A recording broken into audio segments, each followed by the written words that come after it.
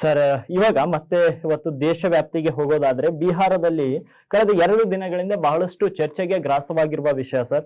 30 ದಿನಗಳಲ್ಲಿ ಆ ಗ್ರಾಮವನ್ನ ಖಾಲಿ ಮಾಡಬೇಕು ಅಂತ 95% ಹಿಂದೂ ಜನಸಂಖ್ಯೆ ಇರುವಂತಹ ಒಂದು ಗ್ರಾಮವನ್ನ ಖಾಲಿ ಮಾಡ್ಲಿಕ್ಕೆ ವಫ್ ಬೋರ್ಡ್ ಸುನ್ನಿ ಬಿಹಾರ ರಾಜ್ಯದ ಸುನ್ನಿ ವಫ್ ಬೋರ್ಡ್ ನ ಅಧಿಕಾರಿಗಳು ಅಲ್ಲಿರುವಂತಹ ಗ್ರಾಮಸ್ಥರಿಗೆ ಇವತ್ತು ನೋಟಿಸ್ ಅನ್ನ ಕೊಟ್ಟಿದ್ದಾರೆ ಸರ್. ಆದ್ರೆ ಪಾಪ 95% ಜನರು ಇರುವಂತಹ ಒಂದು ಊರು ಸರ್, ಹೆಂಗೆ ವಫ್ ಆಸ್ತಿ ಆಗೋಕ್ ಸಾಧ್ಯವಾಗುತ್ತೆ ಸರ್?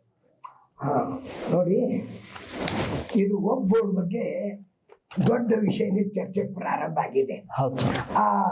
ಏನ್ ತಿದ್ದುಪಡಿ ಕಾನೂನು ಬಂದಿದೆ ಅದ್ರ ಬಗ್ಗೆ ವಿಚಾರಣೆ ಮಾಡ್ಲಿಕ್ಕೆ ಪಾರ್ಲಿಮೆಂಟರಿ ಕಮಿಟಿಗೆ ಅದ್ರ ಬಗ್ಗೆ ಈಗ ಕಮಿಟಿ ನಿರ್ಣಯ ಬರುವವರೆಗೆ ನಾನು ಹೆಚ್ಚಿಗೆ ಏನು ಹೇಳೋದಿಲ್ಲ. ಯಾವ ರೀತಿ ಗೊತ್ತಾ, ಆಮೇಲೆ ಒಂದು ಊರಲ್ಲಿ 95% ಜನರು ಇದ್ದು ಅದೇ ಊರಲ್ಲಿ 500 ವರ್ಷಕ್ಕಿಂತಲೂ ಹಳೆದಾದಂತ ಮಂದಿರು ಸಹಿತ ಇದೆ. ನೀವು ಹೇಳ್ತಕ್ಕಂಥ ಮಂದಿರದ ಹೇಳಿಲ್ಲ, ನಿಮಗೆ ನೆನ್ಪು ಕೊಡ್ತೀನಿ. ಅಲ್ಲಿ ಒಂದು ಮಂದಿರು ಇದೆ, ಅದು ಎಲ್ಲವೂ ಕೂಡಿ ಇದು ವಕ್ಫ್ ಅಂತ ಹೇಳಿ. ನಾನು ಇದು ವಕ್ಫ್ದು ಅರ್ಥನೇ ಬೇರೆ ಆಗಿದೆ ಜನರಿಗೆ. ವಕ್ಫ್ ಅಂದ್ರೆ ಏನು? ಮುಸ್ಲಿಮ್ರು ಹೇಳೋದು ಬೇರೆ, ಹಿಂದೂಗಳು ಹೇಳೋದು ಬೇರೆ.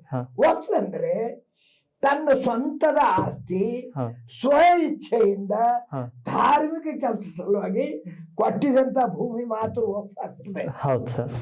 ಯಾರೇ ವಕ್ಫ್ ಒಂದು ಕಮಿಟಿ ಈ ಊರು ವಕ್ಫ್ ಮಾಡೀನಿ ಅಂತ ಘೋಷಣೆ ಮಾಡಿದ್ರಲ್ಲ, ಆ ಹುಚ್ಚುತನ ಅವ್ರು ಯಾಕೆ ಮಾಡ್ತಾ ಇದ್ದಾರೆ ಅಂತಂದ್ರೆ ಅವ್ರಿಗೊಂದು ಅಧಿಕಾರ ಸಿಕ್ಕಿದೆ, ಅವ್ರು ಮಾಡಿದ್ಕೆ ಚಾಲೆಂಜ್ ಇಲ್ಲ ಅಂತ ಹೇಳಿ.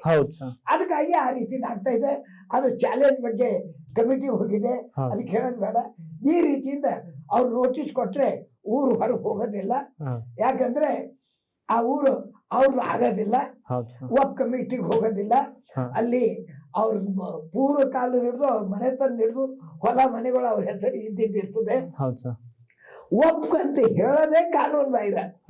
ಯಾವುದು ಸ್ವ ಇಚ್ಛೆಯಿಂದ ಕೊಟ್ಟಿದ್ದು ಭೂಮಿ ಇರ್ತದೋ, ಆಸ್ತಿ ಇರ್ತದೋ, ಮಠ ಮಂದಿರ ಇರ್ತದೋ, ಅದನ್ನ ಧಾರೆ ಹರಿದು ಕೊಟ್ರೆ ಅದು ಮಾತ್ರ ವಕ್ಫ್ ಆಗ್ತದೆ.